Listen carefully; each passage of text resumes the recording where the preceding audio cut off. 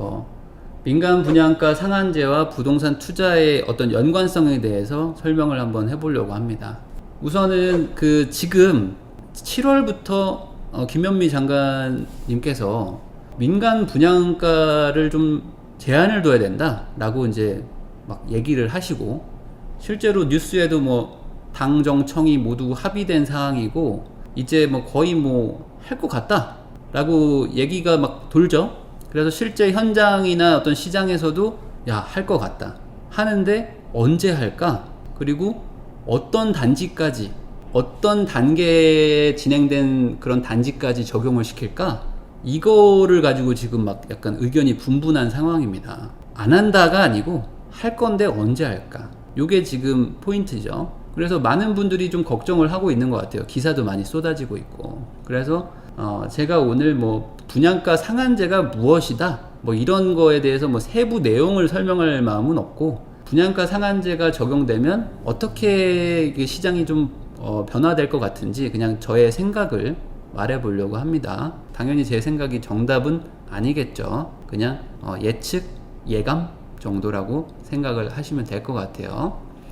우선 분양가 상한제가 뭔지도 모르는 분들이 있으니까 그냥 말로 간단히 설명을 드리면, 건설사가 집을 지어서 어떤 일반인들을, 그냥 우리 국민들한테 이렇게 팔잖아요. 마치 그냥 수박밭을 운영하는 농사꾼이 수박을 키워서 수박을 이제 우리한테 이렇게 팔듯이, 건설사도 집이라는 어떤 그 열매를 만들어서 우리 같은 소비자들한테 집을 팝니다. 그래서 그거를 그냥 사는 거를 뭐 분양받는다 뭐 이렇게 생각을 하시면 돼요. 근데 그 수박을 내가 사서 내가 옆집 아줌마한테 팔어. 이거는 분양은 아니죠. 이건 그냥 개인 간의 거래입니다. 그러니까 건설사한테 사는 거를 분양받는다 생각하시면 돼요. 그러면 그 분양받는 가격, 최초 그 수박을 사는 가격이 분양가겠죠. 근데 이 분양가가, 예를 들어 이 수박이 내가 농사꾼한테 수박을 3,000원에 샀는데 그럼 분양가가 3,000원이겠죠. 근데 이걸 들고 우리 집까지 왔어요. 그래서 우리 옆집 아줌마한테 5,000원에 팔어. 그러면 이거는 그냥 매매 시세가 되는 거겠죠. 그래서 분양가가 곧 시세는 아닌 거예요. 최초 일반인한테 파는 어떤 거래 가격을 분양가라고 하는데, 이게 너무 비싸.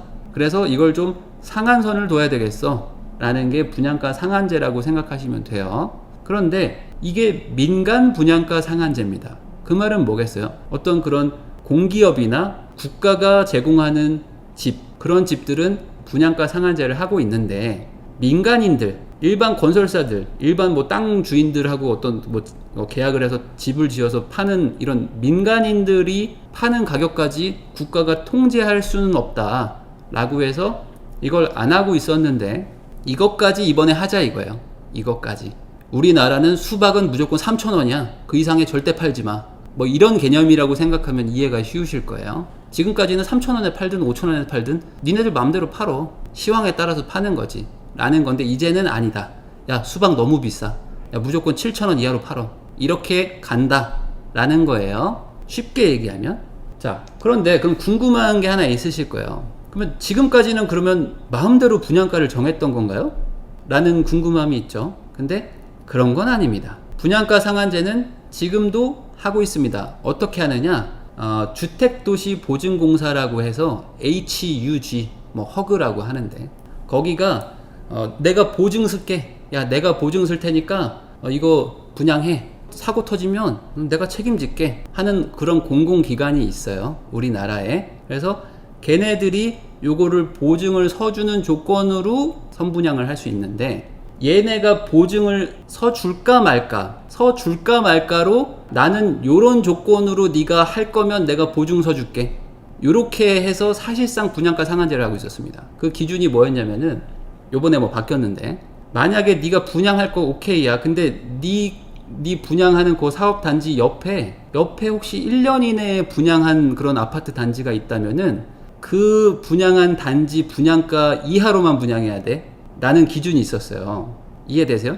자, 너 분양하는 거 오케이야. 근데 너 옆 단지가 너 6개월 전에 평당 3,000에 분양했잖아. 너도 평당 3,000만 원 이하로만 분양해 라는 거예요. 그러니까 사실상 분양가 상한제죠.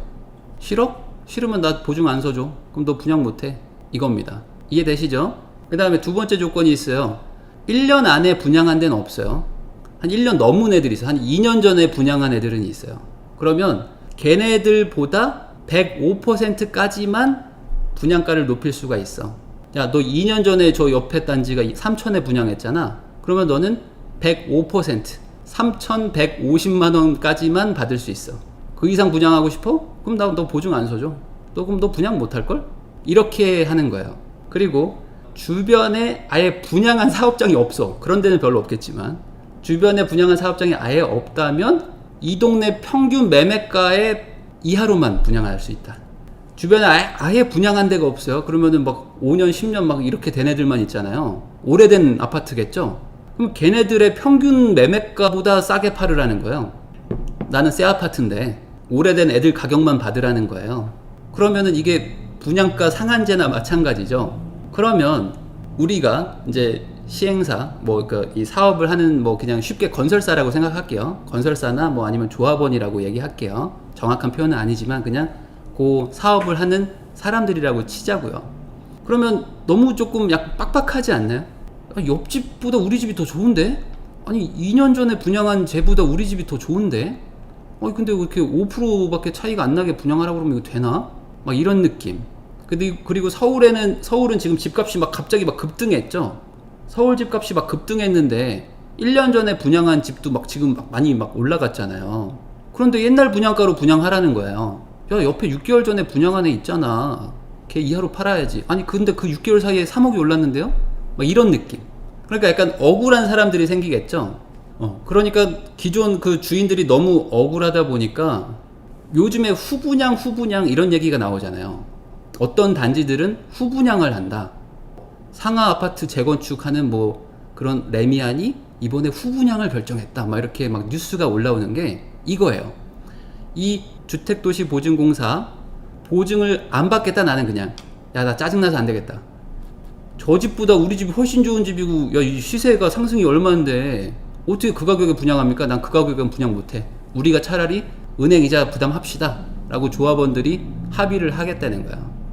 그래서 그냥 우리가 어떻게 해볼 테니까 금융비용 다 부담할 테니까 거기 보증 받지 말고 우리 마음대로 분양합시다 이거였어요. 그래서 후분양으로 강남에서 지금 진행이 되고 있는 거다 라고 이해를 하시면 돼요. 어렵지 않았죠? 여기까지는? 그러면 이 분양가 상한제라는 거는 좋은 걸까요? 한번 생각해 보세요. 이 분양가 상한제라는 거는 좋은 건가? 라고 생각하면 어때요? 집값을 좀 이렇게 확 낮춰버리니까 얼마나 좋아? 라는 생각을 하는 분들도 있을 것이고, 아니 그래도 이게 나라에서 이런 걸 좀 이렇게 제한을 둬야 되나? 라고 약간 생각하는 분들도 있을 거예요. 맞죠? 근데 잠깐 생각해 보면 되게 좋은 거예요. 왜냐면 좋은 집을 싸게 살 수 있잖아요. 안 그래요? 되게 좋지 않나요? 시세가 옆에 아파트는 20억 하는데 이 아파트 분양을 12억에 한다는 거예요. 아니 옆집이 20억인데 우리 집은 더 새 집인데 우리 집은 더 좋은데 커뮤니티도 더 좋고 단지도 더 좋은데 우리는 12억 13억에 분양을 한다. 그럼 나 이거 붙기만 하면 7억 버네? 이런 거잖아요. 최소 7억이네? 우리 집은 더 좋으니까 더 올라갈 수도 있고. 그러니까 얼마나 좋아요. 무주택자 입장에서는 너무 좋죠. 좋은 집을 싸게 살 수 있으니까 확실하게 내가 돈을 버니까. 그런데 이 내부 사정을 알면 이게 동의가 잘 안 되실 거예요. 논밭을 밀어버리고 아파트를 짓는 신축 아파트 말고 재건축, 재개발하는 사업의 단지를 말하는 겁니다. 오늘 얘기하는 거는. 그런 집들만 기준으로 생각해서 얘기를 들으셔야 돼요. 왜냐? 이런 사업들은 주변에 땅이 없어요. 땅이 없다 보니까 땅을 가지고 있는 사람들을 모아서 조합을 만듭니다. 아파트는 이제 재건축 조합을 만들죠. 아파트 주인들은 다 땅 주인들이죠. 그러니까 땅 주인들 여러분들 모이세요. 같이 우리 합심해서 우리 이거 다 밀어버리고 좋은 아파트 하나 지어서 우리도 좋은 집 하나씩 갖고 다른 집도 몇 개 더 지어가지고 그걸 팔아가지고 공사비를 좀 충당합시다 라는 게 재건축 사업이고 재개발 사업이에요. 그 말은 뭐겠어요? 결국에 이 어떤 특정한 넓이의 땅을 밀어버리는 철거비 들고 이주비 잠깐 한 3년만 어디 전세 살고 오세요 하면서 이주비도 주고 필요한 뭐 각종 인허가 뭐 비용이나 뭐 설계 비용, 뭐 시공 비용 등 해서 요 면적을 새로운 아파트로 바꾸는데 들어가는 돈은 딱 정해져 있죠. 뭐 어디서 뭐 공짜로 뭐 누가 막 시멘트 막 기증해주고 뭐 이런 게 아니잖아요. 집을 짓는 비용은 다 뻔히 정해져 있어요. 그런데 우리 조합원, 이 땅 주인들은 어떻게 해요? 나는 이 땅을 내가 주는 거잖아, 너네한테. 이 땅을 주고 이 땅 위에다가 집을 지어서 우리도 하나씩 주고 남는 집들 몇 개 더 있잖아. 야, 그걸 팔아가지고 공사비를 하면 되잖아. 라는 게 조합원 입장이에요. 그래서 야, 나는 최대한 공사비를 적게 드리고 싶어. 왜냐면 야, 공사비가 많아지면 난 좀 억울한데? 야, 나는 이렇게 땅도 주고 내가 그동안 여기서 살던 집도 내가 딴 데 막 이사 갔다 와야 되는데, 야, 근데 나 막 공사비도 막 3억 5억 내라고? 야, 나 좀 아까운데? 우리 집은 그 정도로 돈이 없는데? 라는 사람들이 있을 거 아니에요.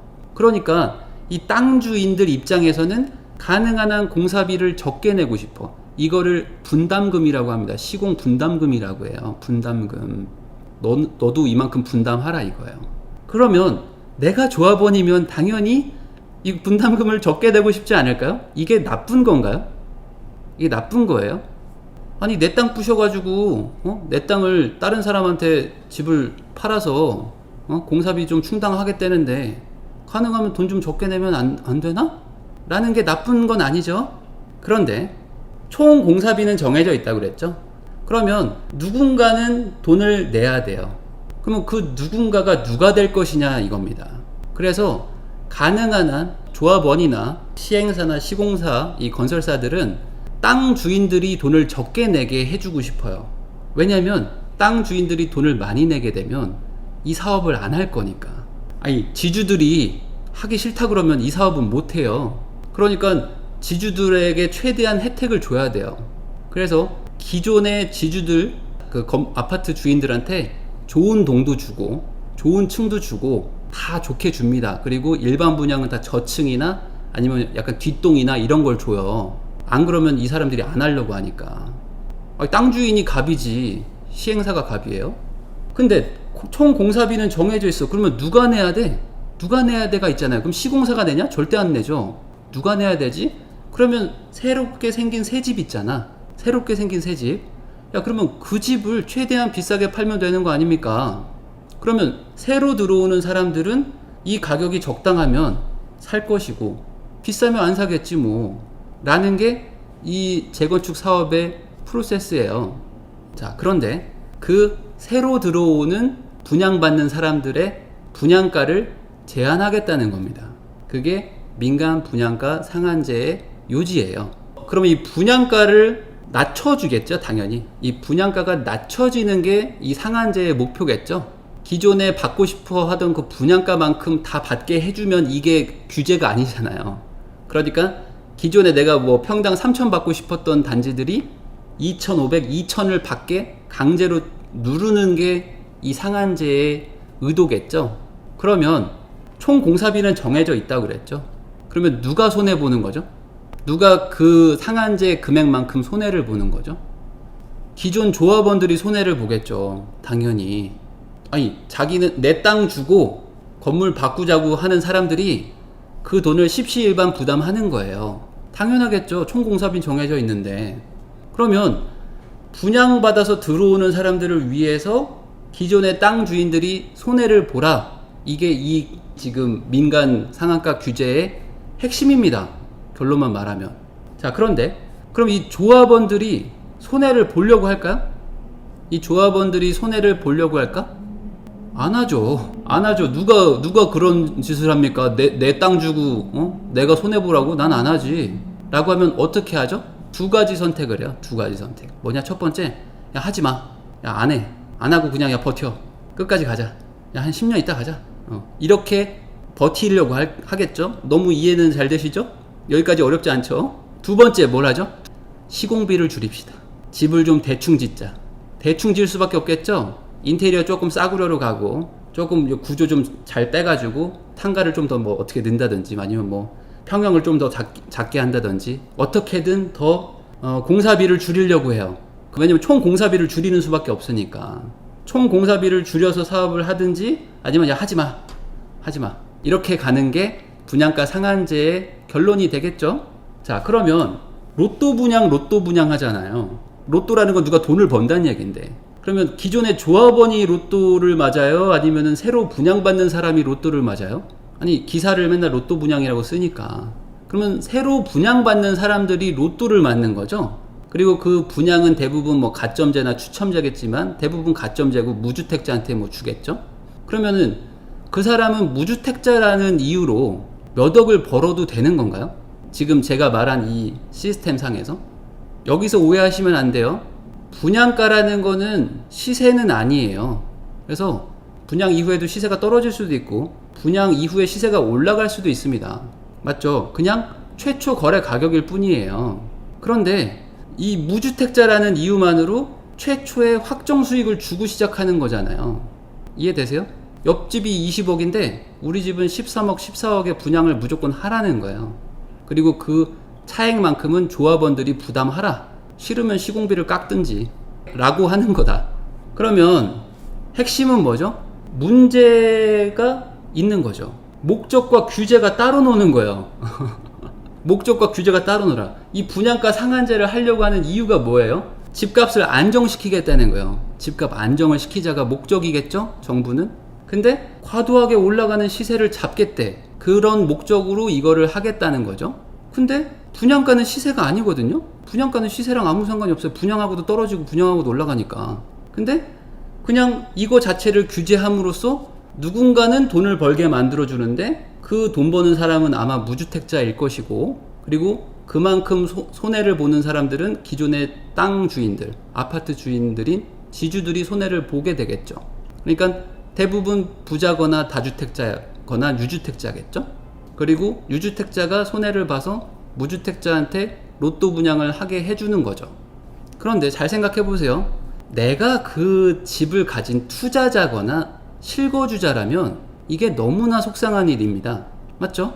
내가 그 집을 투자 겸 실거주 겸 해서 샀던 사람 입장에서는 그 약간 녹물 나오고 커뮤니티도 전혀 없고 뭐 그냥 집은 다 막 쓰러져 가고 막 층간소음 있고 막 바람 송송 부는 그런 집에서 버티고 있어요. 그런 거를 사람들이 몸테크라고 합니다. 몸테크. 뭐냐면은 내가 여기서 이렇게 악착같이 버티고 살면서 이 집이 개발되기를 기다리는 사람들도 많거든요. 그런데 이 사람들 입장에서는 내가 고생은 고생대로 다 했어.